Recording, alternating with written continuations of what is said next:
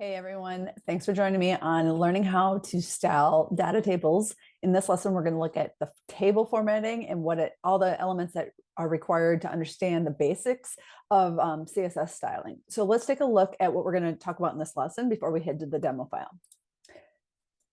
Okay, the first thing we really need to understand is that the library has the main control. If we don't add any custom CSS after that, whatever came out of the library by default is what your data tables is going to appear like. So for the example, when we get in the demo file, I actually am going to show you two different visuals of that. One is going to be looking at the library without any additional styling. It's the default, what you need to have as a minimum coming out for a data tables presentation. And the other one is going to use Bootstrap 5, which is what I've been using all along. But I do want to show you the difference because the syntax of using your CSS styling is different if you come out of the box or you have a library like Bootstrap added. So I just want to point that out in case you ever get stuck. You kind of go, oh, I get where I need to change this. This is the wrong class name to be able to modify what I'm trying to do. And I put a little link here for anybody, but if you go here, you're going to get a little bit more of the understanding on what we're talking about for actually styling. So when we get into the demo file, we're gonna do some visuals.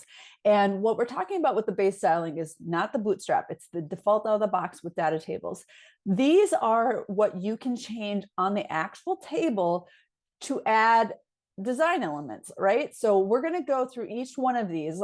Like for example, the stripe, that's if you wanted to have every other row, kind of like in FileMaker, of saying, hey, highlight every other row, and we get to easily change the color. So that's what we're talking about here, adding these classes to your table and being able to see what that visually looks like. Now, when we use Bootstrap, it's very, very similar, but notice how these names look like this. When we go into Bootstrap, they've got a different syntax for the CSS. So when we want to change the having the stripe, we need to use table striped instead of the other option that the base use. So learning those lessons is pretty important. So not much to cover here, but the real indicator is when we get in the demo file and I show you this, then you're going to go, aha, okay, I get where I get to change these things so I can make this data tables presentation look consistent and the way I want it. So we're going to hop over to the demo file and check that out now.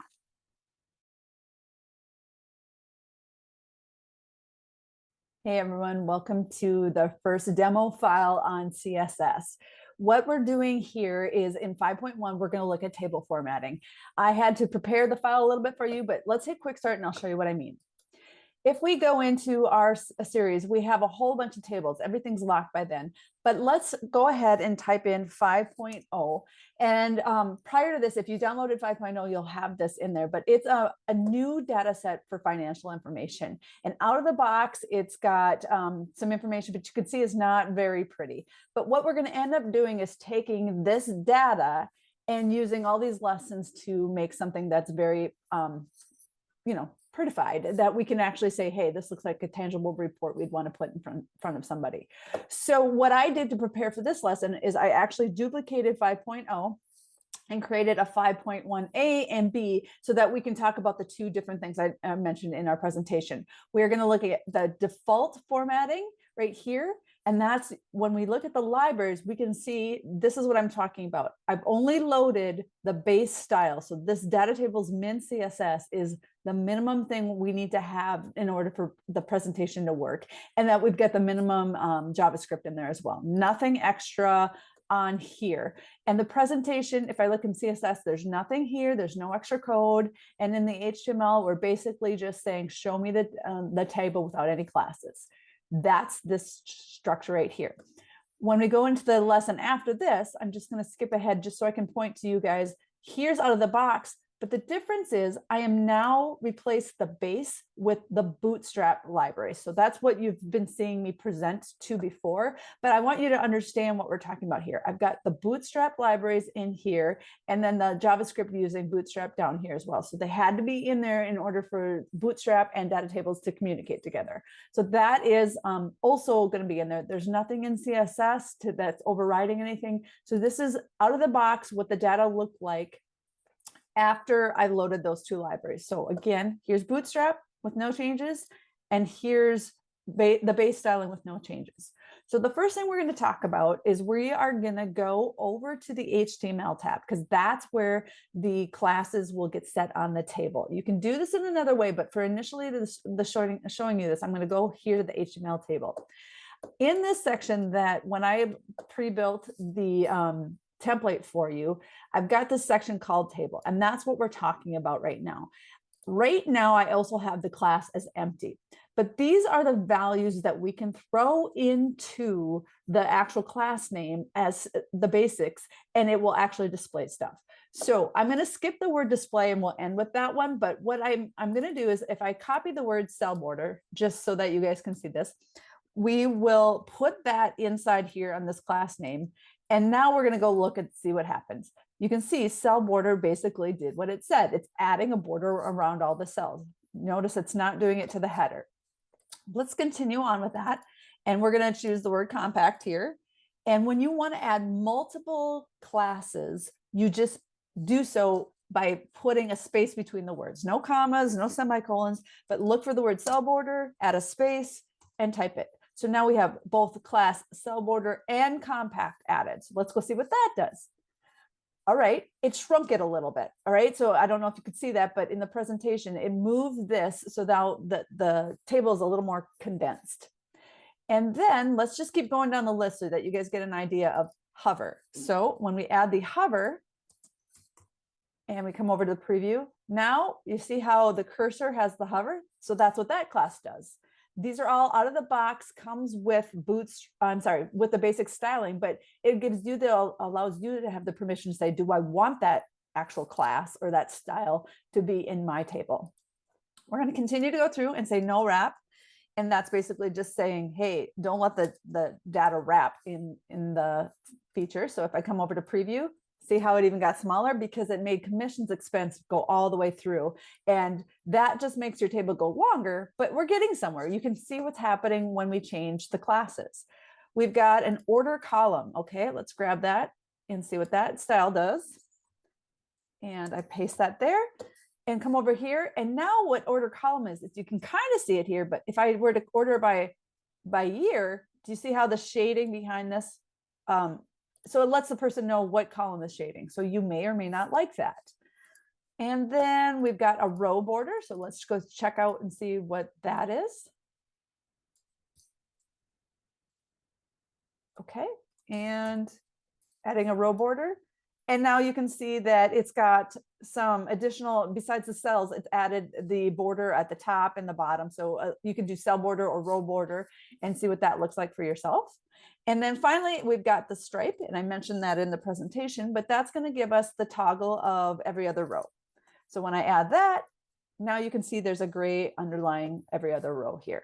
So that is the premise of what classes do to a div tag. And since we're in HTML right here, we're in the idea of a table, we're applying these classes to this element.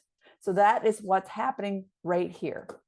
All right, the one last thing I want to finish off with is this word display. Display, as I mentioned in the presentation, if you go back to it, it basically is a shortcut for the most common things that people do. So I'm going to just grab this one because I'm going to get rid of all of these other ones, and we're going to end with display and see what that looks like.